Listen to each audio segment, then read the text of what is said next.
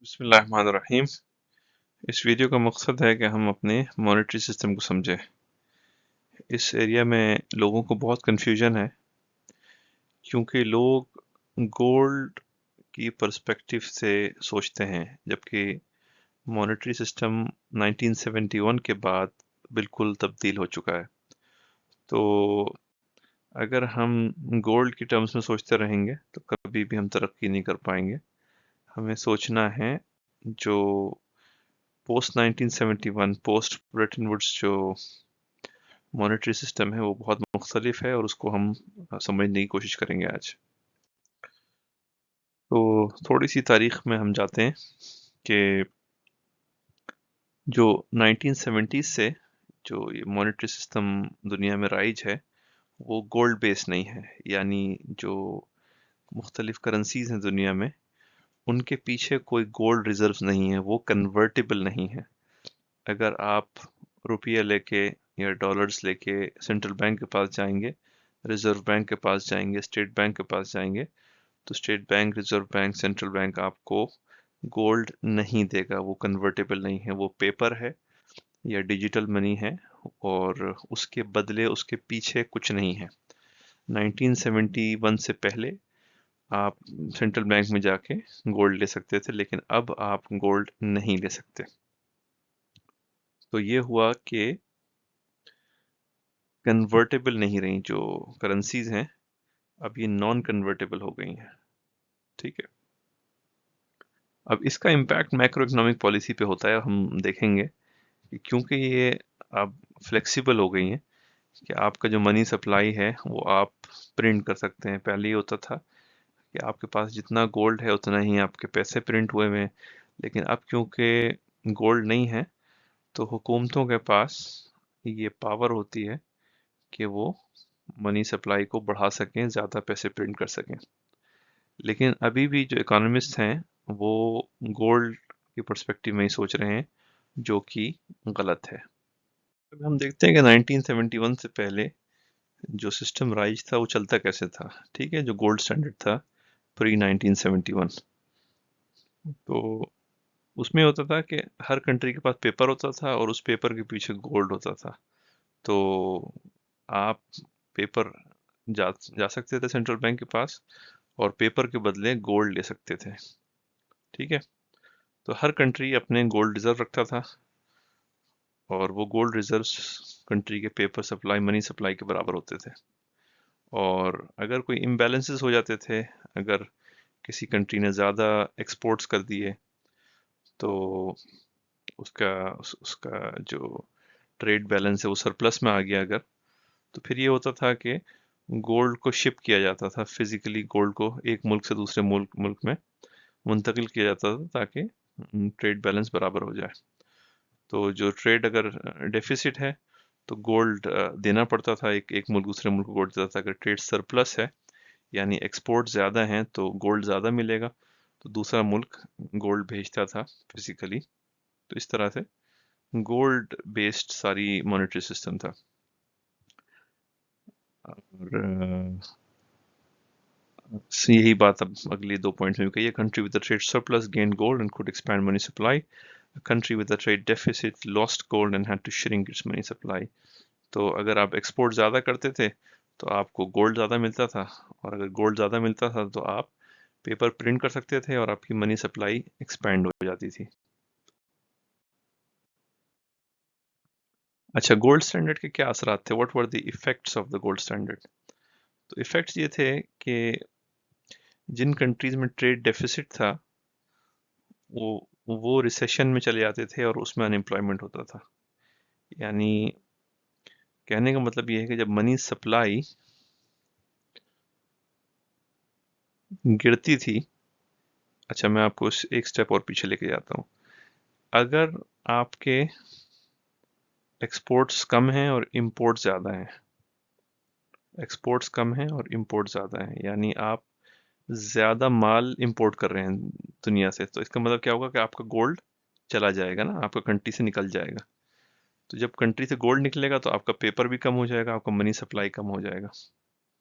जब money supply किसी economy में कम होता है तो उसके क्या असरात होते हैं कि आपका जो जीडीपी है ना वो भी कम हो जाता है। अब मैंने दूसरी वीडियो में समझाया है कि जो जीडीपी है वो मनी सप्लाई टाइम्स वेलोसिटी होता है, कि मनी कितना घूमता है इकोनॉमी में। तो उसके हिसाब से आपकी जीडीपी और एम्प्लॉयमेंट और लोगों को जॉब्स और कारोबारी खुशहाली, वो सारी चीज़ें मनी सप्लाई से होती हैं। तो मनी सप्लाई अगर अच्छा है और गर्दिश कर रहा है तो आपकी जीडीपी बढ़ेगी। अच्छा, अगर आपने ज़्यादा गोल्ड भेज दिया कंट्री से बाहर, इंपोर्ट बहुत ज़्यादा, जैसे ऑयल आपने बहुत ज़्यादा इंपोर्ट कर लिया सारी दुनिया से, आपका गोल्ड ख़त्म हो गया।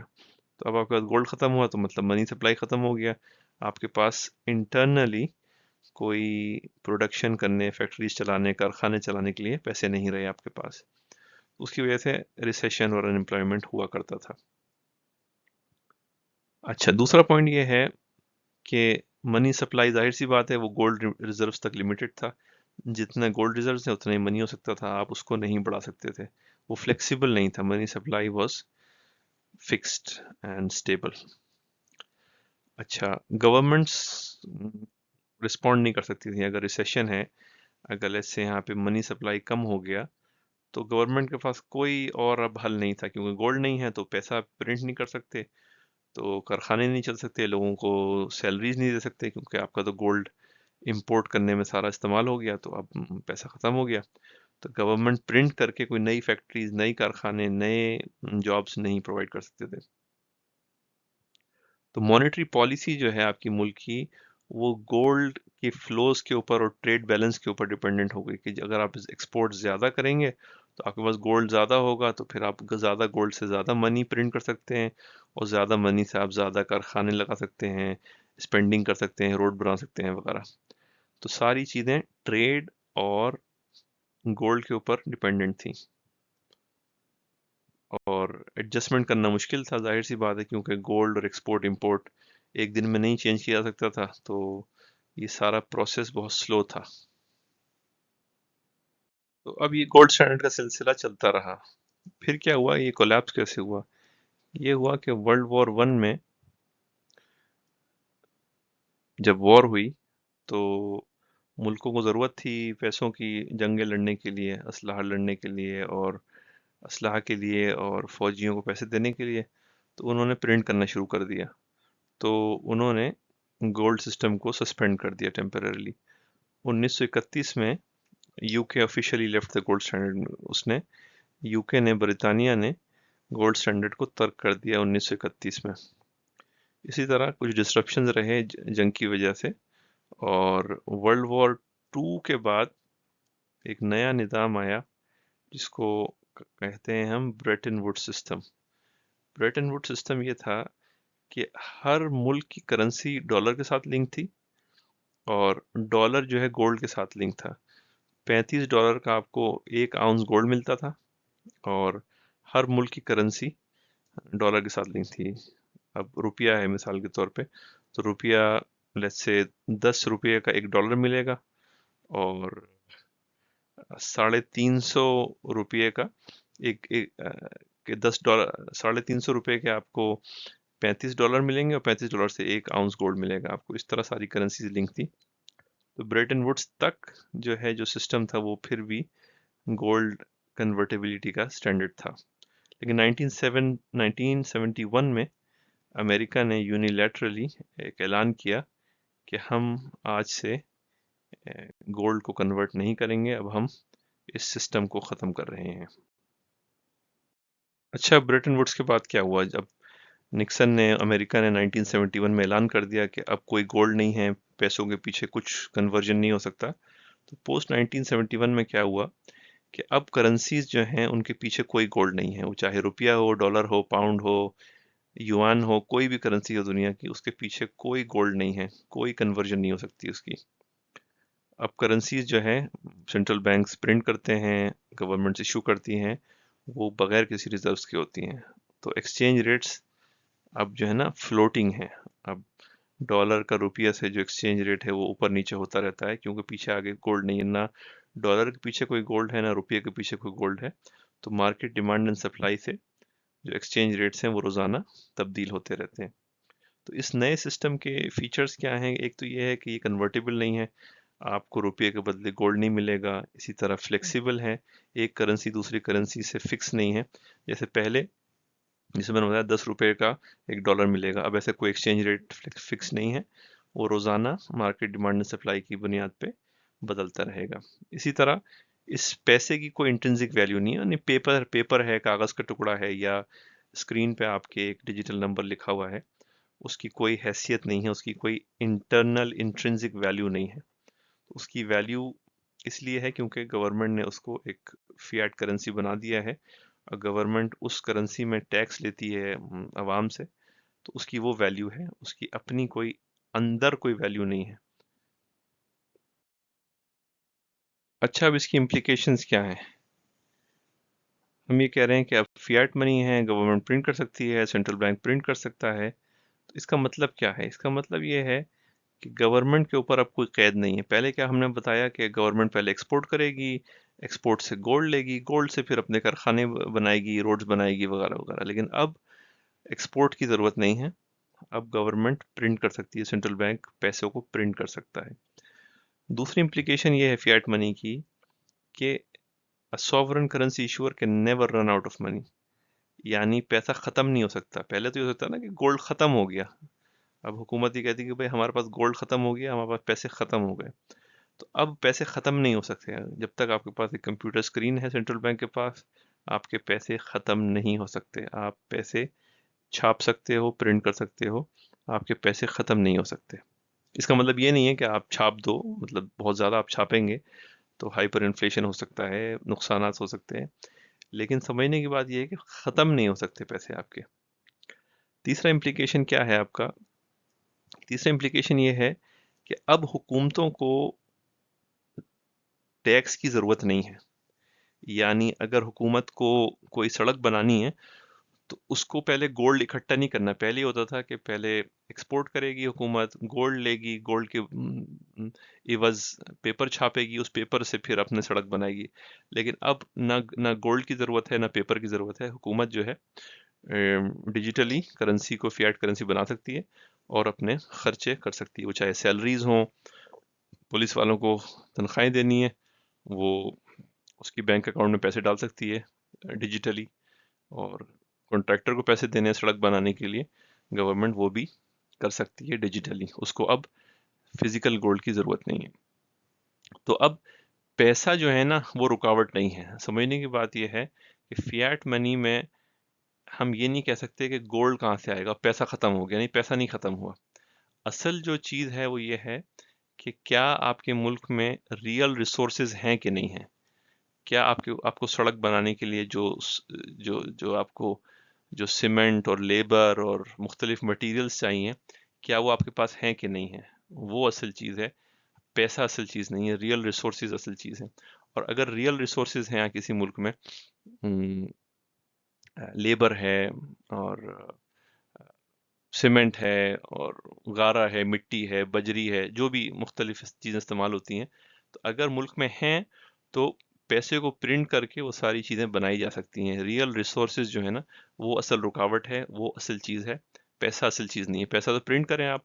अब मिसाल के तौर पे 100 मजदूर चाहिए आपको सड़क बनाने के लिए, आप 100 मजदूरों के बैंक अकाउंट में पैसे डाल दें, नंबर्स हज़ार हज़ार हज़ार हज़ार आपने टाइप किए और पैसे आ गए। अब वो 1000 रुपये आपने बैंक में डाले मजदूरों के, और मजदूर काम करने आ गए और सड़क बन गई। तो असल चीज़ क्या है कि रियल रिसोर्सेज असल हैं, और जो पैसा है वो रियल नहीं है। पैसा अनलिमिटेड है, हुकूमत जो चाहे कर सकती है पैसों के साथ, अच्छे अच्छे कामों में इस्तेमाल कर सकती है।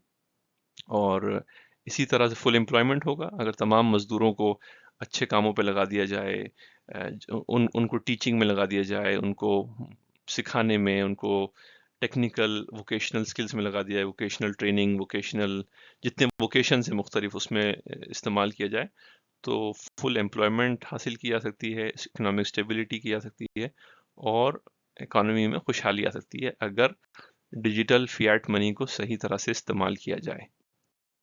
अच्छा, अब कोई सवाल कर सकता है कि भाई अगर पैसा प्रिंट हो सकता है तो हुकूमतें फिर भी क्यों टैक्स क्यों लगाती हैं या बॉन्ड्स क्यों इशू करती हैं? ये बोरो क्यों करती हैं? तो उसकी कुछ वजूहात हैं। गवर्नमेंट्स इसलिए नहीं बोरो करती कि उनको पैसों की ज़रूरत है। पैसा तो वो कंप्यूटर पे छाप सकते हैं, लेकिन उसके जो रीजंस हैं वो ये है कि या तो इंटरेस्ट रेट को कंट्रोल करने के लिए पैसा प्रिंट किया जा सकता है, और इसी तरह से अगर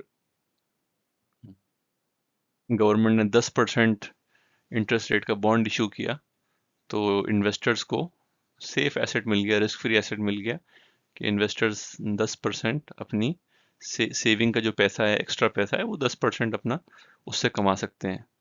तो गवर्नमेंट बोरोइंग या जो बॉन्ड्स इशू हो रहे हैं या बिल्स इशू हो रहे हैं, वो गवर्नमेंट को फाइनेंस करने के लिए नहीं हो रहे हैं, गवर्नमेंट को पैसा देने के लिए नहीं हो रहे, बल्कि जो सिटीजन्स हैं उनकी एक इन्वेस्टमेंट का जरिया है वो। और इसी तरह से टैक्स का क्या फ़ायदा है? अब टैक्स का फ़ायदा ये है कि अगर बहुत ज़्यादा पैसा इकोनॉमी में घूम रहा है, गर्दिश कर रहा है, तो आप टैक्स लगा देंगे तो इन्फ्लेशन कम हो जाएगा, मनी सप्लाई कम होगा तो इन्फ्लेशन भी कम हो जाएगा। इसी तरह से रीडिस्ट्रीब्यूशन के लिए हो सकता है। अगर अगर किसी माशरे में अमीर गरीब में बहुत बड़ा फ़र्क है, क्लास डिफरेंसेस हैं, तो अमीरों से अगर आप टैक्स लेंगे तो मसावात पैदा कर सकते हैं आप माशरे के अंदर। तो बोरोइंग और टैक्स के मुख्तलिफ मकासद हो सकते हैं, लेकिन समझने की बात यह है कि गवर्नमेंट को ना टैक्स की ज़रूरत है, ना गवर्नमेंट को लोन लेने की ज़रूरत है आवाम से। गवर्नमेंट खुद पैसा प्रिंट कर सकती है। Reserve bank, state bank digitally की स्ट्रोक्स के ज़रिए, कंप्यूटर के ज़रिए से पैसा क्रिएट कर सकता है। उसे ना आपकी टैक्स की ज़रूरत है, ना आपकी लोन्स की ज़रूरत है। तो ये पॉलिसी टूल्स हैं, ये गवर्नमेंट की फंडिंग के ज़राए नहीं हैं। अब आखिर में हम इसको कंक्लूड करते हैं कि आज के ज़माने में ये होता है कि लोग अभी भी गोल्ड की टर्म्स में सोचते हैं कि अब भाई हुकूमत के पास पैसे ख़त्म हो गए और हमारी इंपोर्ट्स बहुत ज़्यादा हैं, हमारा गोल्ड ख़त्म हो गया। नहीं, गोल्ड वोल्ड कुछ नहीं है। आपको समझना ये है कि करेंसी के पीछे कुछ गोल्ड नहीं है, कोई रिजर्व्स नहीं है, और आपका पैसा ख़त्म नहीं हो सकता, हुकूमत का पैसा ख़त्म नहीं हो सकता। लेकिन आज भी बहुत से इकोनॉमिस्ट और बहुत से जो तज्जिया निगार हैं, वो उसी गोल्ड के टर्म्स में सोचते हैं, जो कि गलत है। वो लॉजिक से आप कभी भी तरक्की नहीं कर सकते, आप डुबो देंगे इकोनॉमीज को। इसी तरह से जो बजट डेफिसिट है और गवर्नमेंट डेट है, उससे भी इतना घबराना नहीं चाहिए कि हुकूमत ने अगर मिसाल के तौर पे 100 करोड़ खर्च किया और 90 करोड़ का टैक्स लिया, तो 10 करोड़ एक्स्ट्रा खर्च कर दिया, तो इसमें कोई घबराने की बात नहीं है। जो 10 करोड़ एक्स्ट्रा हुकूमत ने खर्च किया, वो डिजिटल मनी है, फियाट मनी है, वो कंप्यूटर स्क्रीन में एक नंबर है, उससे कोई घबराने की ज़रूरत नहीं है। तो ऐसा नहीं है कि गवर्नमेंट के जो कंप्यूटर स्क्रीन्स में नंबर हैं वो ख़त्म हो जाएंगे, वो ख़त्म नहीं हो सकते। तो अब हमें ज़रूरत है कि हम फियाट करेंसी के टर्म्स में सोचें, रियल रिसोर्सेज के टर्म्स में सोचें, और जो लोग अनएम्प्लॉयड हैं, जो रिसोर्सेज अनएम्प्लॉयड हैं, हमारी ज़मीनें खाली पड़ी हैं, हमारे लोग खाली बैठे हैं, तो हम उनको लैंड को इस्तेमाल करें, लेबर को हम इस्तेमाल करें, पैसा प्रिंट करें, वो पैसा एंटरप्रेन्योर्स को दें, वो एंटरप्रेन्योर्स लेबर को पैसा दे, और उन ज़मीनों में कारखाने लगें, एग्रीकल्चर हो और ट्रेड हो और तरक्की हो मुल्क की। तो हमें रियल रिसोर्सेज जो हैं, लैंड, लेबर, मशीन्स और एंटरप्रेन्योर्स, इन टर्म्स में सोचना है, हमें पैसों के टर्म्स में नहीं सोचना है। अगर हमें मईशत को बेहतर करना है, तो हमें देखना है कि क्या हमारे पास ज़मीन है। हाँ जी, बहुत ज़रख़ेज़ ज़मीन है हमारे पास। क्या हमारे पास मज़दूर हैं? हाँ जी, हमारे पास मज़दूर हैं। क्या हमारे पास स्किल्ड लेबर है? हाँ, स्किल्ड लेबर भी है, अनस्किल्ड भी है, लेबर भी है, लैंड भी है, रिसोर्सेज भी हैं, मशीनें भी हैं। तो हमें क्या करना है कि पैसा प्रिंट करना है, और इन फैक्टर्स ऑफ प्रोडक्शन को, लैंड को, लेबर को, मशीन्स को, रिसोर्सेज को इकट्ठा करना है, एक जगह पे लाना है, प्रोडक्शन करना है, और प्रोडक्शन से इस्लाह होगी, जीडीपी बढ़ेगी, तरक्की होगी, जीडीपी बढ़ेगी, एम्प्लॉयमेंट बढ़ेगी, और मुल्क में खुशहाली आएगी। तो हमें गोल्ड स्टैंडर्ड की टर्म्स में नहीं सोचना, बल्कि फिएट की टर्म्स में सोचना है, जो बहुत पावर देती है गवर्नमेंट्स को। बहुत गैर मामूली काम हो सकता है अगर हम फिएट की टर्म्स में सोचना शुरू करें और गोल्ड थिंकिंग से बाहर आ जाएं, और इकोनॉमिक थिंकिंग हमारी इस नई हकीकत, इस नई रियलिटी की तरफ हमें एम्ब्रेस करना होगा। और फोकस हमारा होना चाहिए रियल रिसोर्सेज के ऊपर, एम्प्लॉयमेंट के ऊपर, स्टेबिलिटी की तरफ, ना कि गवर्नमेंट के पास पैसा ख़त्म हो गया, डेफिसिट हो गया, सरप्लस हो गया। ये सब बातें आउटडेटेड हैं और गलत हैं, और ये हमें रुकावट बन रही है हमारी तरक्की में।